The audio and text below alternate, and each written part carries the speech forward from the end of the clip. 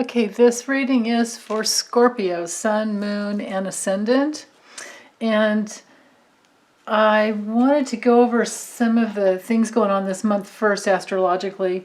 In this first week here, Friday the 5th of this week, we have the full moon at 15 degrees Sagittarius, and it's a full moon lunar eclipse. So that can be very powerful, especially when it comes to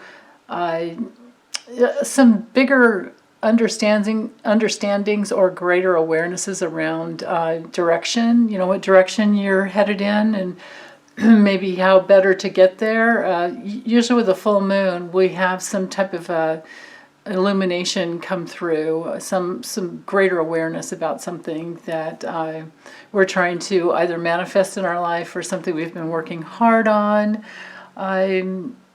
Or sometimes it's just, relationship dynamics, or not just, oftentimes it's all three.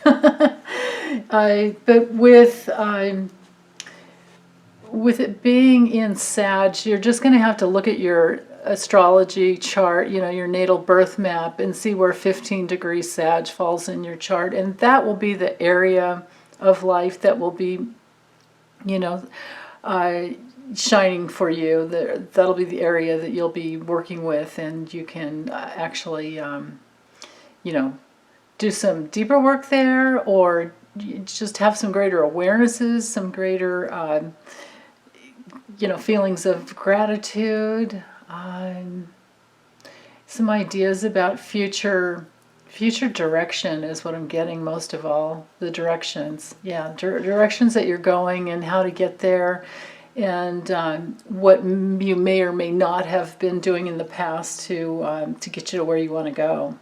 So there's that, and then on the 20th, so it'll be at the end of the third week here, we have the new moon solar eclipse, and it's solstice day. It's the first day of summer as well, and of course that's at 0 degrees Cancer. That's it's the day that the sun, returns to 0 degrees Cancer, is the first day of summer, and every year.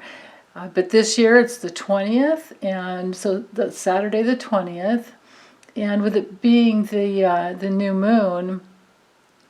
moon solar eclipse, it's a very, very powerful day for creating, for dropping in new seeds into the things that you want to grow. Cancer is all about seeds and planting seeds and growing, nurturing, caring for what matters to us, all the things that we care about. And with it being on a solar eclipse, it's even more powerful within like the divine feminine, the receptive energy. So we'll have even more powerful, I would say meditation is great for that day, and even the day leading up to it, and of course the day or two after, a couple days before, and the day of, and then the day after. Those are really powerful days for new moon energy to help us manifest. It's perfect for dropping seeds into what we want to create and experience, and sometimes we can have it by the full moon of the next month. But when it comes to an eclipse, when eclipses happen, they kind of flip the energy, so you'll have more awareness around doing this versus that, or more of this and some of that. You'll get guidance. But with an eclipse happening, that energy and consciousness will take oftentimes 6 months or so to play out. The energies coming in can be very powerful to get you where you want to go. And boy, especially with Cancer energy there. So whatever you're working on, I think it's, I'd love to hear how it comes through for you in the next 6 months or so. And then Father's Day happens on the 21st, Sunday the 21st, in the last week of the month here. And then I drew a couple extra cards for the 28th, 29th, and 30th, just so you're not kind of hanging, for those last few days. Okay, with the first week here, it really looks like a wonderful week for just opening up to and experiencing all the all the fun and the happiness and the joy of being together within a big family. And even if it's not your actual blood family, this can be, with the Ten of Cups, it's just about fulfillment of the heart. Not just about, it is fulfillment of the heart. So it can be an extended family. It can be like your group of like-minded people. It can be very playful and very, just tons of fun is definitely there. And it's a culmination. The tens are always a culmination of energy. And yeah, it looks like it might be a really fun week, actually, I would think, especially with the full moon coming in. Now, it might be that there's so much celebration, so much, because maybe there's been some graduation that's happening. Maybe because of, a lot of states not being in lockdown anymore, there's the getting together again. So however that plays out for you, I kind of get the feeling that it might be so much energy and so much fun that you're going to have to take some downtime to, come back in and integrate, and some time for silence. The High Priestess is all about meditation and going within and receiving the information that you need to move forward in the direction that you want to go. She follows the High Priestess follows the Magician. So the Magician is all about creating what you want and knowing that you have all the tools to manifest anything you're trying to bring through into this earthly plane, that we live in. It's already there in the spirit world. We just have to bring it down, or bring it in, bring it out, release it from the inside out. And then that will be our experience. So I think that there will be so much experience of happiness and love going here, that to meditate and bring that in to feel into what works for you in relationship and what doesn't. Sometimes the Ten of Cups can be a little too much. The tens can always be too much. With the nines, you definitely have fulfillment, and then with the tens, it can sometimes be an excess. So if that's the case, it's, just calls for meditation and definitely silence. And the High Priestess is about, some time alone. And I mean, you can see everything's right here in the image. It's the moon, trusting your feelings. It's closing your eyes and being silent and relaxing. And, within meditation, the best way to go with that is just always lots of deep breathing, whether you're sitting or lying down. As long as your back is, straight and you're supported and comforted, you don't have to sit rigidly. You don't have to be in a full lotus position. You don't have to do a lot of things that people think that you have to do in order to meditate. And it's definitely never, ever about going out of your body and doing all this astral plane BS and whatever, it's about being in your body. To heal and to become whole and to come back to yourself is to embody all of your body. So it's not the old way that they used to teach us to meditate was, don't even scratch if you have an itch, because there's always something's going to itch, and it was very constricted. There was not the relaxation into your higher self that is within your body. It was a lot of mental thinking and fighting against the mind. And man, when I realized that wasn't the way to go, it changed everything. And there was something inside of me rebelling about, with it all the time, sitting with these lamas and meditating and all these different ways. And then I just, the more I got into, it's not about that. It's about being in your body. The more everything changed for me. So I am living, breathing proof of, the truth that it's all about lots of breathing, relaxing, coming inside your body, dropping into all of your body, all the way down into your feet, into all the bones, into your hip, into all your juicy sexuality, all of that. It's about being inside your body. And if you catch yourself going out and thinking and worrying about all the things in the outer world, that's just an opportunity to go, wait a minute, hold on, and take a deep breath and drop back in. So for me, breathing and following my breath has been the keys that have brought me back inside all the time. The breathing in, the letting go of the mind, the letting go of fear, getting into that clear place, and then you can ask your higher self, ask spirit, ask God, source, energy, whatever, the divine intelligence of the cosmos, cosmic consciousness, Christ consciousness, whatever it is that whatever source energy you turn to, which is your particular way, just trust it and go with it, but be in your body. You'll get the answers from within. So that's, I think, that's the best I can give you as far as spiritual growth with these two cards. Now, when the second week comes in, this is very earthy. The Ace of Pentacles is about new opportunities in the earthly realm. So new financial opportunities, new avenues of resource. Some resources that come in for you. Sometimes it's just about planting the seed, because of course it's the ace. It's not in fruition, but it's an opportunity, and to open up, right, and receive whatever it is that you need to receive in order to restructure, recreate.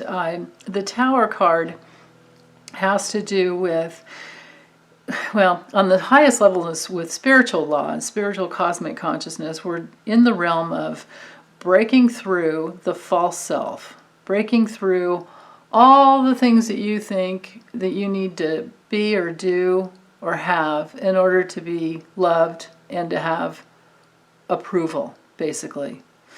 Right? So when you let go of that and you're just in your real self, your beautiful human real self, and knowing that the divine self is within you to guide you constantly, then that real self can break through and come out. And it is a paradigm shift. It is a huge paradigm shift when you go from knowing that it's within you, it's been within you all along, and you're just breaking free of the, in the forest, it's like the lightning comes down and it starts a fire, and it sometimes it can be very destructive, but other times, well, no matter what, it's still going to clear out the brush from underneath. It's going to send things flying that kept, that maybe were like rigid false thought forms, rigidified things, the false beliefs that we think that this is the way it has to be. We have to do it this way, or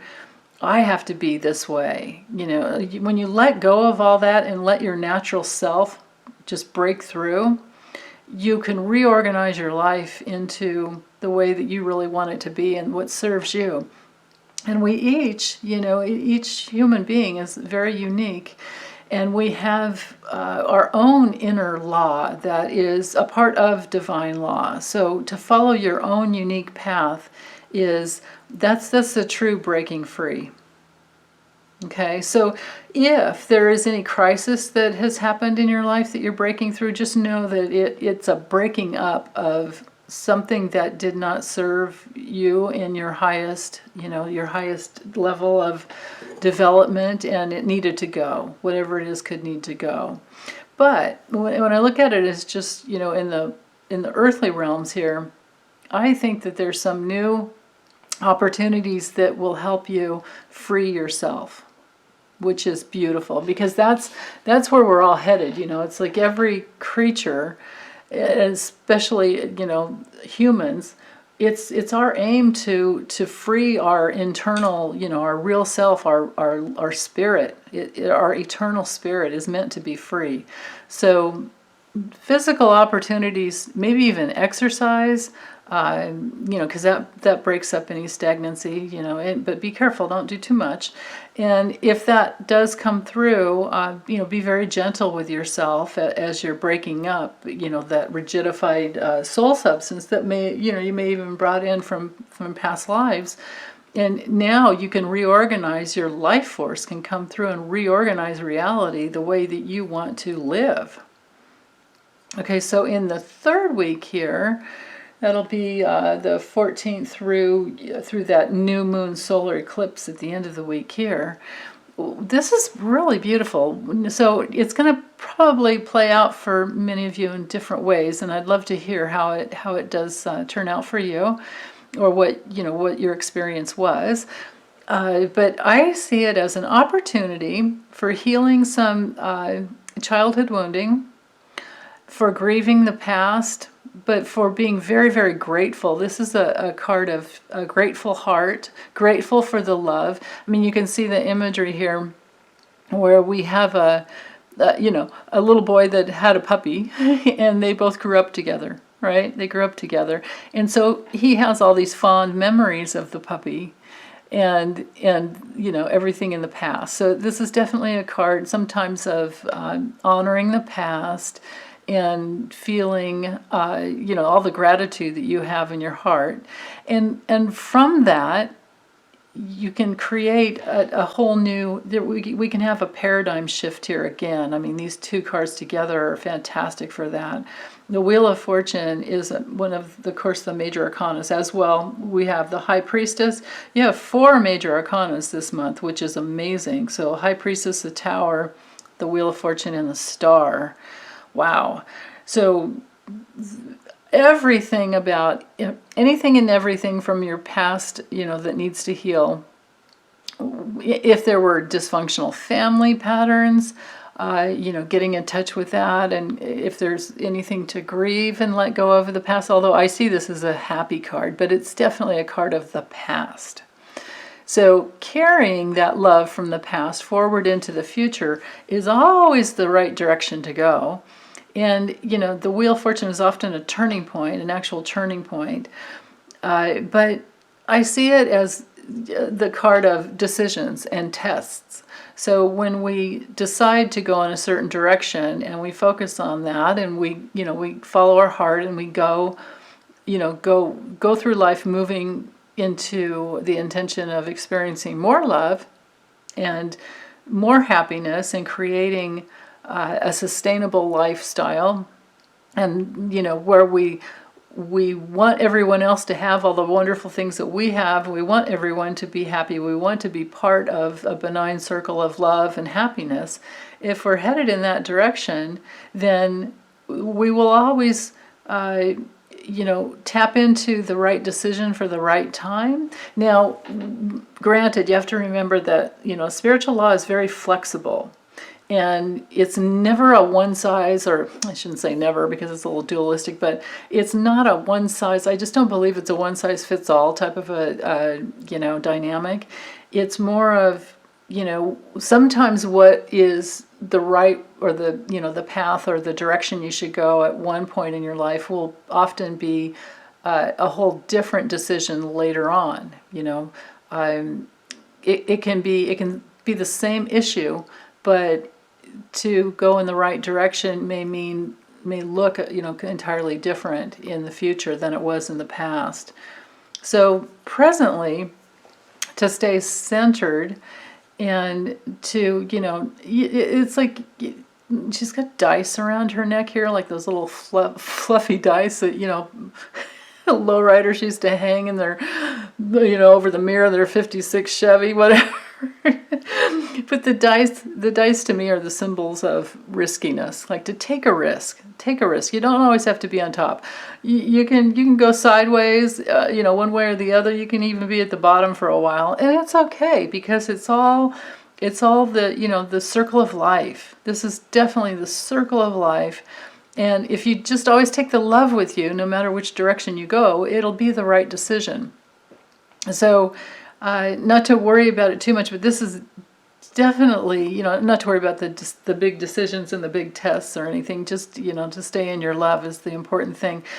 But I get the feeling that this week, especially with that solar eclipse coming at the end of the week, it has to do with take your love with you and take more of a risk in putting yourself out into the world, or sharing more of your heart and your love in your relationships with your just all your loved ones, be more willing to be in your fearless love, in your spontaneous love that wants to come through. Like, let that come out a little more, right? Like, just pop off and say I love you. No matter who it is, it's like you can love anybody.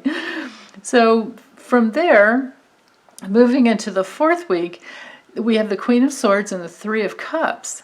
Now, the Queen of Swords, the energy and consciousness there is one of clarity and seeing the future, because if you're in a clear place within, you can see which direction to go more easily.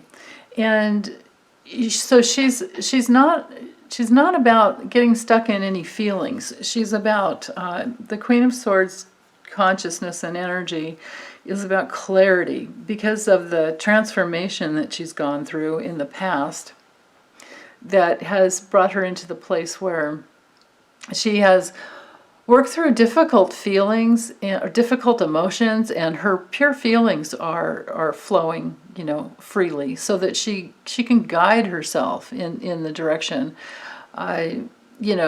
She can sometimes be a little you have to be careful sometimes if you have friends like this that just say, oh, I just have to be brutally honest. Well, you know what? No, please. Drop into your heart before you want to tell me something. I don't need criticizing. It's feedback. That's different. Critical feedback is, like, how do I know how much of it is going to come from your judgment of yourself that you're going to, transfer onto me or project onto me. So sometimes it's that, sometimes it's our critical, thinking like, oh, I should have done it differently, or I should have been perfect. Well, you can let all that go and just move forward. But she definitely, when you tap into the truth of who she is, and this does not have to be, gender of any type. It's just the consciousness and energy of the queens are more receptive than the kings. The kings are more about, structure and holding things together in a certain place. But, it doesn't mean that you're held in and bound. But with the queens, it's about gathering and receiving more clarity as to moving forward into the direction that will get you where you want to go, especially with the Star card rounding out the end of the month. So with the Queen of Swords coupled with the Three of Cups, we're talking abundance here. We're talking the universe has everything to offer, and we know how to receive and open to that. So it's a celebratory type of experience here with the cups. It's definitely on the feeling level. It's about experiencing more abundance through friendship, through like-minded people, through groups, through just open-hearted sharing. So maybe there's a turn of events here because you've brought your love through, and you've carried that in, and you've made decisions to risk your heart more. So maybe there's more clarity about ways you can share that, and so So this could be getting together, thinking of ways even to celebrate Father's Day. Because that's definitely up here too. Sunday Father's Day is up here in this week. So yeah, you guys will have to let me know how it turned out for you, or how it played out for you, because it could be something different, completely different than I'm getting here. But I feel like it has something to do with getting clear on a way for you guys to celebrate something together. Whether it's actually physically getting together, but just some way of sharing your heart. And then for the last few days of the month, with the Star card, of course it has everything to do with focusing on your dreams and everything that you want to bring in, your dreams and your goals, and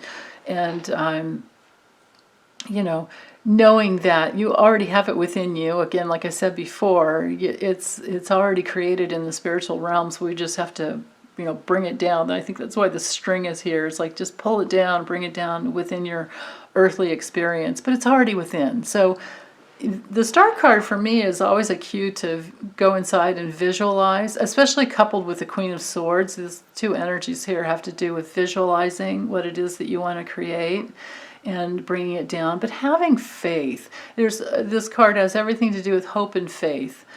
So, and now coupled with the Five of Pentacles, I'd say that it's an opportunity here to not go into a hopeless place and to have more faith in yourself, more belief in yourself, especially with the Queen of Swords. Belief in yourself that you can turn things, you know, whatever direction you want them to go. You can create your own reality. You just have to believe in yourself more, and especially coupled with these two cards together here, know that you never have to go it alone. You know, the false belief with this card here is there's some level of deprivation consciousness where you're thinking you have to do it all alone, and you don't. None of us do. We're all interdependent upon each other. And it's just really important to know that even though the light's shining here, to know that your light is already, it's inside. It's an inside job here.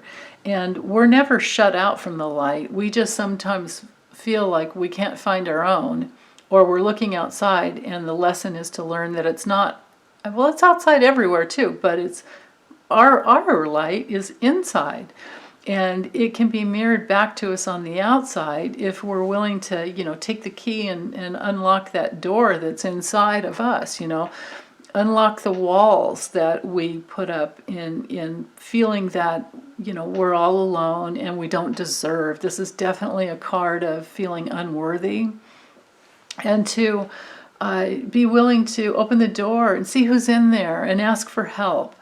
In the traditional Rider-Waite, there are two people, and yeah, granted, it looks like one's homeless and the other one is handicapped, and they're out in the snow, and you know, it's like they're in front of a church and the light's on and everybody else is inside the church celebrating, but they're outside alone in the snow. Well, the truth is with that card is to just always remember that anybody could go and open that door and come inside and get warm and have support, and it's only us that will that can do that, that can open those doors. You know, we all have free will. You know, so we have to decide to open our hearts and celebrate with others and be with others, and to know that we're not meant to do anything alone. But, you know, again, we alone hold the key, you know, to unlock that door. So to trust that the universe, the cosmos, the divine intelligence of the cosmos is there for us. We can always bring that in. We have it inside of us already. It's already in, you know, the nucleus of every cell in our body. That divine intelligence, that divine order is within, and it's without as well. But we have to focus on that, and to get clear of any place where we're feeling less than or feeling unworthy, because that's like a trap door. It's a trap door that we can always open anytime we decide. But you know, it's just a place that we don't have to stay. we often all have to acknowledge it, but we certainly do not need to ever stay there. So anyway, I'd love to hear how it turns out for you guys, and I'm very grateful and happy for all the new subscribers and all the thumbs up you guys give me, all the likes. I so appreciate it. And I wanted to say thank you for that. And, you know, feel free to drop me an email or leave a comment down below in the, you know, description or comment section. And have a wonderful month. Take very good care. And I'll be back in July. Okay, bye-bye.